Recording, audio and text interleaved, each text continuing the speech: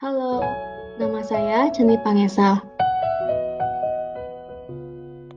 Perkenalkan, nama saya I Gusti Agung Ayu Anggita Putri. Dan saya Linel Salim. Kita akan membahas tentang sidang BPU PKI dan pembentukan panitia 9. Yang pertama ada sidang pertama BPU PKI. Sidang pertama BPU PKI berlangsung pada 28 Mei hingga 1 Juni 1945 dan sidang tersebut bertujuan untuk merumuskan dasar negara untuk Indonesia. Nah, apa sajakah isi dari sidang pertama BPU PKI tersebut? Pada sidang ini, terdapat 3 rumusan dasar negara yang masing-masing diungkapkan oleh Muhammad Yamin, Supomo, dan Soekarno. Gagasan dasar negara yang dirumuskan oleh Muhammad Yamin yaitu ada pembelaan negara, budi pekerti negara, dan kesejahteraan negara. Selain itu, terdapat juga gagasan dasar negara yang dirumuskan oleh Supomo, antara lain liberal, Marxis, dan integralistik. Terakhir, ada gagasan dasar negara yang dirumuskan oleh Soekarno, antara lain kebangsaan Indonesia, internasionalisme atau perkemanusiaan, mufakat atau demokrasi, kesejahteraan sosial, dan ketuhanan yang berkebudayaan. Nah, rumusan Soekarno lah yang menjadi rumusan awal dasar negara Indonesia yaitu Pancasila. Dan Soekarno juga yang mengemukakan istilah Pancasila tersebut pada rumusannya. Malam itu aku menggali di dalam ingatanku, menggali di dalam ciptaku, menggali di dalam khayalku. Apa yang terpendam di dalam bumi Indonesia ini, agar supaya sebagai hasil dari penggalian itu dapat dipakainya sebagai dasar daripada negara Indonesia merdeka yang akan datang. Sudah terbukti bahwa Pancasila yang saya gali dan saya persembahkan kepada rakyat Indonesia, bahwa Pancasila itu adalah benar-benar satu dasar yang dinamis, satu dasar yang benar-benar dapat menghimpun segenap tenaga rakyat Indonesia, satu dasar yang benar-benar bisa mempersatukan rakyat Indonesia itu untuk bukan saja mencetuskan revolusi, tetapi juga mengakhiri revolusi ini dengan hasil yang baik. Maka aku adalah sebenarnya utusan, wakil daripada revolusi Indonesia. Revolusi Indonesia ini bukan revolusi Soekarno, tetapi revolusi daripada seluruh rakyat Indonesia, dari Sabang sampai Merauke. Selanjutnya ada pembentukan Panitia 9. Panitia 9 tersebut dibentuk oleh BPU PKI dengan tujuan untuk melakukan perumusan dasar negara yang akan digunakan.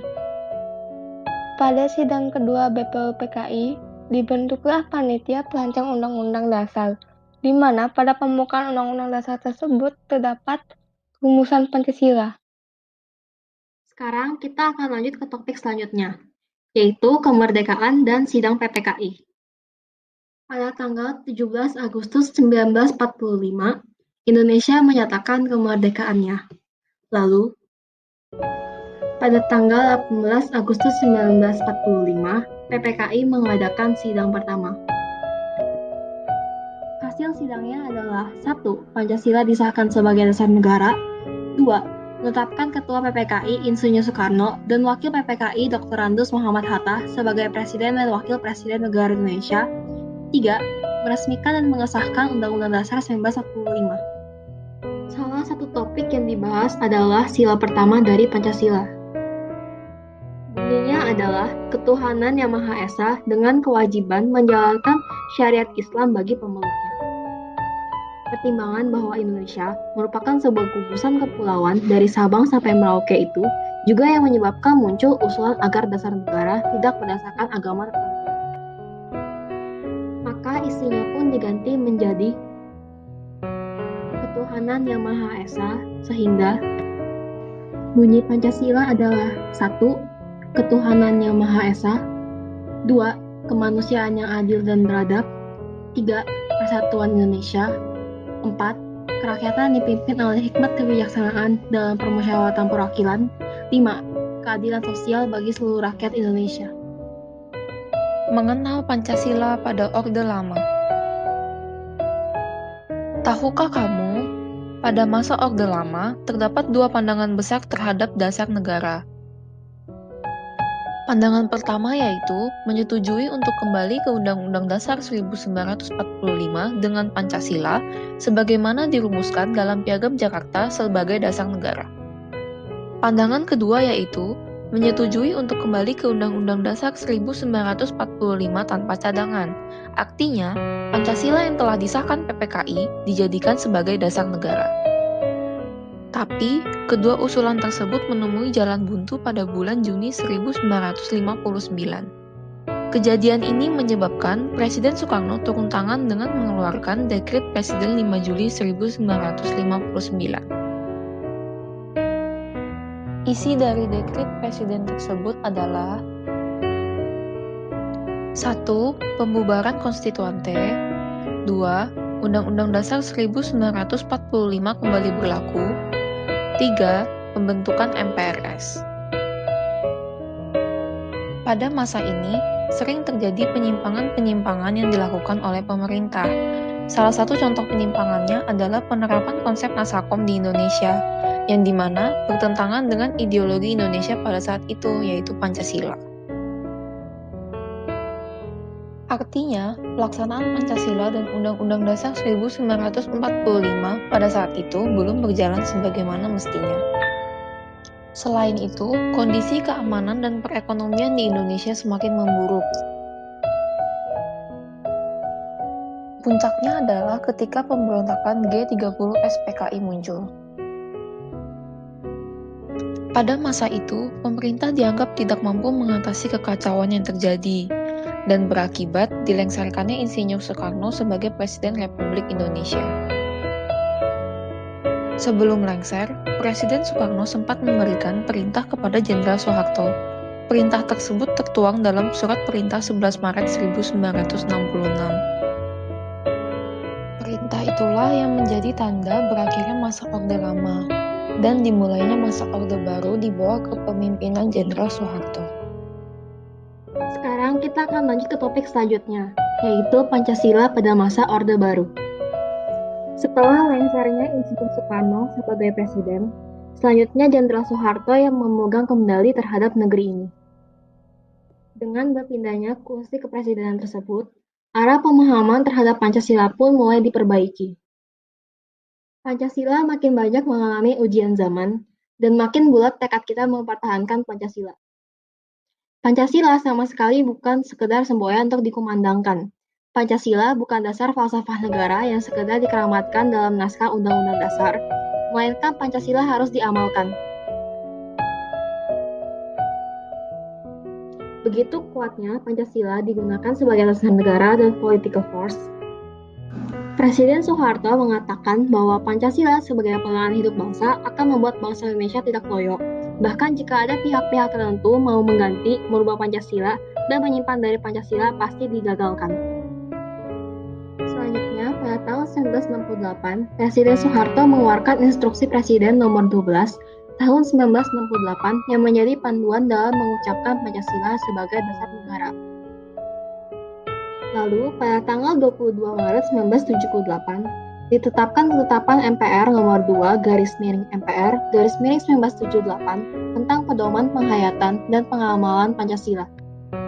Ketika itu, sebagian golongan Islam menolak reinforcing oleh pemerintah dengan menyatakan bahwa pemerintah akan mengagamakan Pancasila. Kemarahan pemerintah tidak dapat dibendung, sehingga Presiden Soeharto bicara keras pada Rapim ABRI di Pekanbaru. Intinya, Orde Baru tidak akan mengubah Pancasila dan Undang-Undang Dasar 1945, malahan diperkuat sebagai komparatif ideologi. Jelas sekali bagaimana pemerintah Orde Baru merasa perlu membentengi Pancasila dan TAP, itu meski dengan gaya militer. Tak seorang pun warga negara berani keluar dari Pancasila. Selanjutnya, pada bulan Agustus 1982, pemerintahan Orde Baru menjalankan Azas Tunggal, yaitu pengakuan terhadap Pancasila sebagai asas tunggal, bahwa setiap partai politik harus mengakui posisi Pancasila sebagai pemersatu bangsa. Dengan semakin terbukanya informasi dunia, pada akhirnya pengaruh luar masuk Indonesia pada akhir 1990-an yang secara tidak langsung mengancam aplikasi Pancasila yang dilakukan oleh pemerintah Orde Baru. Demikian pula demokrasi semakin santer mengkritik praktek pemerintah Orde Baru yang tidak transparan dan otoriter, represif, korup, dan manipulasi politik yang sekaligus mengkritik praktek Pancasila. Meski demikian, kondisi ini bertahan sampai dengan lengsernya Presiden Soeharto pada 21 Mei 1998.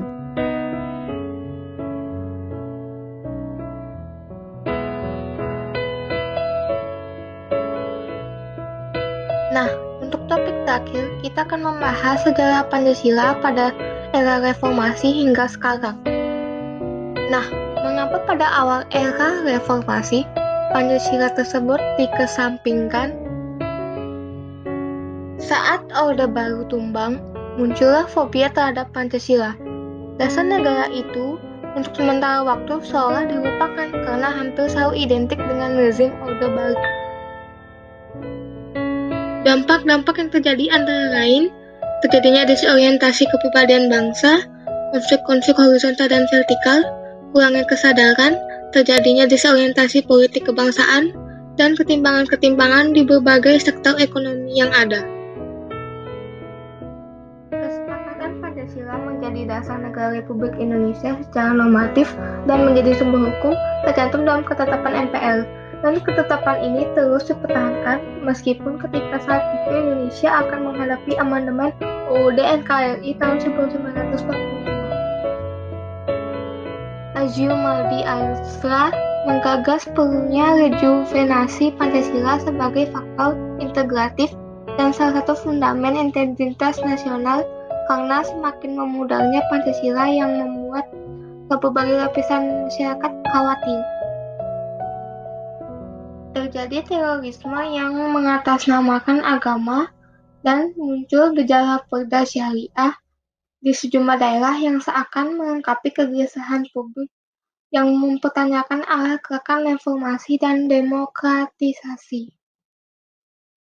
Diskursus tentang Pancasila kembali meluas usai simposium peringatan Hari Lahir Pancasila dan dilakukan diskusi-diskusi untuk merevitalisasi sosialisasi nilai-nilai Pancasila serta pembentukan tim pengkajian pendidikan Pancasila di perguruan tinggi.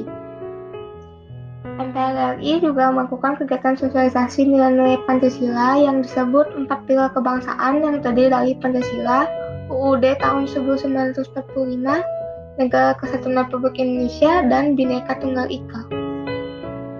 Mulai ada kesadaran bahwa Pancasila perlu ditempatkan sebagai dasar dan ideologi negara sehingga setiap materi muatan perundang-undangan tidak bertentangan dengan nilai-nilai yang terkandung dalam Pancasila.